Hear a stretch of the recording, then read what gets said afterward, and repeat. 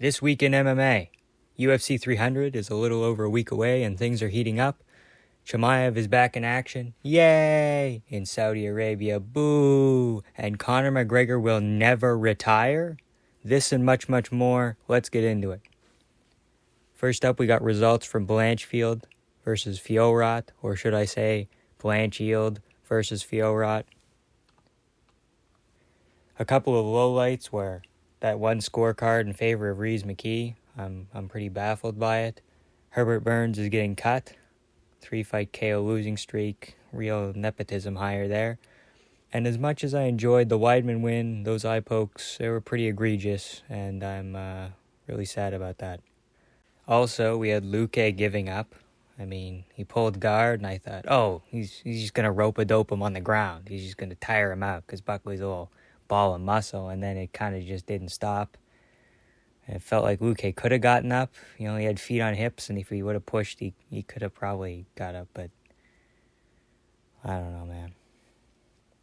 And the main event was pretty trash. I mean, it really just puts into perspective how truly great female fighters are levels ahead of everyone else. Like, male champions move up, and it's like, ooh, man, I don't know about that one, man. Like, if Ilya moved up and faced Gaethje, it's like a champion against high-level contender, and, you wouldn't be too sure. But I guarantee that if Weili Zhang moves up, she beats everyone at flyweight. Maybe not Shevchenko and Grasso definitively, but everybody else, she runs through them. Aaron kept running in like Peña Nunes too.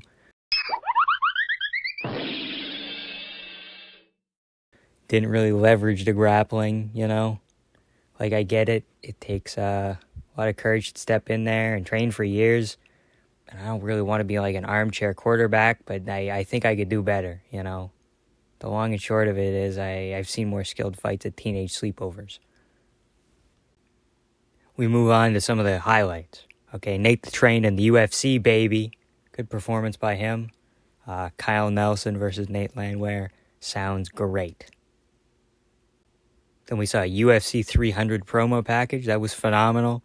Teared up when I saw Tony versus Khabib. Shed a couple of tears. Skinny Greg Hardy lost. I'm not racist. It's just a dumbass. He has trashy tattoos and various domestic abuse allegations. Okay, so coming soon to a Knucklemania near you.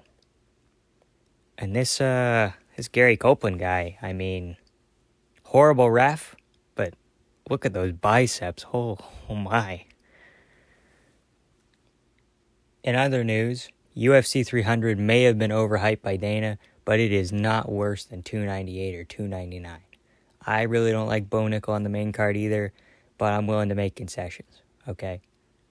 A matchup that I think has fallen under the radar a bit is Calvin versus Aljamain. Two guys that are desperate for a win here.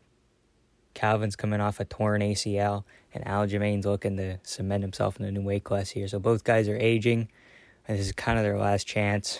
I'm expecting fireworks. And then on March 27th this week, Dana came out and he announced the main card for the Saudi fight night. We got Chimaev versus Whittaker. I have a feeling that Whittaker is going to weather the storm early and finish Chimaev. But I mean, I said that about everybody else so far. So we'll see how that goes. Volkov versus Pavlovich. They're going to see who's the most Russian. Gastelum and D-Rod are fighting to see who the tubbiest Mexican is. Walker is getting a bad case of desert PTSD versus Ozdemir. And Shara Magomedov versus Pateri is a wash because that guy refuses to grapple. So who cares? McGregor came out in a TMZ interview this week and he said that he will never retire from fighting until he is, and I quote, laid out flat. All right, Grandpa, back to bed. But seriously, to what degree can someone lack this much self-awareness? Just leave, dude. You have nothing left to prove. Unless you can get like a knockout at middleweight or win a fight at 165. I mean, there's no point anymore. And looking forward, next week we have Allen versus Curtis. It's a pretty bad card, but at least the master of the standing hammer fist, Trevor Peek, is there to open up the main card right. Oh! And he puts him out! Win!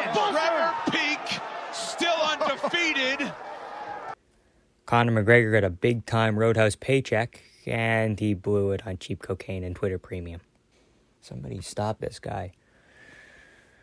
Like, lock up his bank account or something, dude. Up next, we got Throwback Thursday on a Monday. This week in history, Korean Zombie got the first ever twister. There's only been 3 since, so I mean, it must count for something. And Josh Emmett sent Michael Johnson to the land of wind and ghosts. This week's meme of the week comes from Tree Rat MMA on Instagram. Give that guy a follow. I mean, let's be honest here. Tough is almost dead, and another boring season might very well be the final nail in the coffin. So what do you guys think? Will Shevchenko and Grasso's assets be able to boost the ratings? Or is this a lost cause? Let me know in the comments. That's it for this week in MMA. I hope you guys enjoyed it. Any support this gets is greatly appreciated. See you next week, and have a good time.